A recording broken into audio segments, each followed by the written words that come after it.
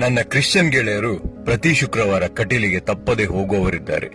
ನನಗೆ ಶುಕ್ರವಾರ ಹೋಗಲಾಗದಿದ್ದರೆ ಶನಿವಾರ ಅವರು ನನಗೆ ಪ್ರಸಾದ ತಂದು ಕೊಡುತ್ತಾರೆ.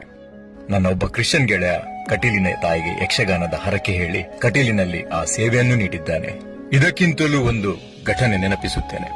ನಾನು ಮಂಗಳೂರಿನ ಕಾರ್ಶೀಟ್ ಅಲ್ಲಿ ಬಾಳೆಹಗ್ಗದಲ್ಲಿ ಕಟ್ಟಿದ ಮಲ್ಲಿಗೆ ಹೂ ತರಲು ಹೋದಾಗ ಒಬ್ಬರು ಕ್ರಿಶ್ಚಿಯನ್ ಮಹಿಳೆ ಹೂ ಮಾರುತ್ತಿದ್ದರು. ಅಂದು ಅವರಲ್ಲಿ ಮಾತ್ರ ಬಾಳೆದಾರದಲ್ಲಿ ಕಟ್ಟಿದ ಮಲ್ಲಿಗೆ ಹೂ ಇದ್ದದ್ದು, ಬೇರೆ ಯಾರಲ್ಲೂ ಇರಲಿಲ್ಲ.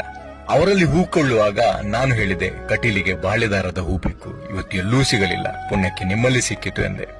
ನನಗೆ ಬೇಕಾದದ್ದು 1 ಚೆಂಡು ಮಲ್ಲಿಗೆ. ಆಕೆ ನನಗೆ 2 ಚೆಂಡು ಮಲ್ಲಿಗೆ ನೀಡಿದರು. ಇನ್ನೊಂದು ಚೆಂಡು ಯಾಕೆಂದು ಕೇಳಿದಾಗ ಆಕೆ ಹೇಳಿದ್ದು ಒಂದೇ ಮಾತು, ಇವತ್ತು ನನ್ನ ಮಗ ಬದುಕಿ ಉಳಿಯಲು ಆ ಅಪ್ಪೆ ಕಾರಣ. ನೀವು ಕಟೀಲಿಗೆ ಹೋಗುವುದೆಂದಾಗ ನನ್ನ ಪರವಾಗಿಯೂ ಹೂ ಆ ಉಳ್ಳಾಲ್ದಿಗೆ ಸಲ್ಲಿಸಿ ಎಂದರು. ಅವರ ಮಗ ಅನಾರೋಗ್ಯ ಪೀಡಿತನಾಗಿ ನಡೆಯಲು ಕಷ್ಟ ಆದಾಗ ಕಟೀಲು ದುರ್ಗೆಗೆ ಯಕ್ಷಗಾನದ ಸೇವೆ ಗೆಜ್ಜೆಗಟ್ಟಾವ ಹೇಳಿದರಂತೆ. ಪವಾಡ ಎಂಬಂತೆ ಯಕ್ಷಗಾನದ ಮೇಳು ತಿರುಗಾಟ ಮುಗಿಸುವ ಪತ್ತನಾಜೆಯ ಒಳಗೆ ಆಕೆಯ ಮಗ ಗುಣಮುಖರಾದರಂತೆ. ಮರುದಿನ ನಾನವರಿಗೆ ಹೋಗಿ ಪ್ರಸಾದ ನೀಡಿದೆ. ಭಕ್ತಿಯಿಂದ ಸ್ವೀಕರಿಸಿದರು. ಆಕೆಯು ಯಕ್ಷಗಾನದ ಸೇವೆ ಸಲ್ಲಿಸಿದ್ದಾರೆಂದು ನಂತರ ಅವರಿಂದ ತಿಳಿಯಿತು. ಕಟೀಲಿನ ತಾಯಿ ತುಳುನಾಡಿನ ಎಲ್ಲರ ತಾಯಿ. ನಂಬಿಕೆ ಅಷ್ಟೇ ಪ್ರಧಾನ. ಅಂಚಾದೇರೇನು ತುಳುನಾಡ ತಮಿರಿ ಪನ್ಪಿನಿ.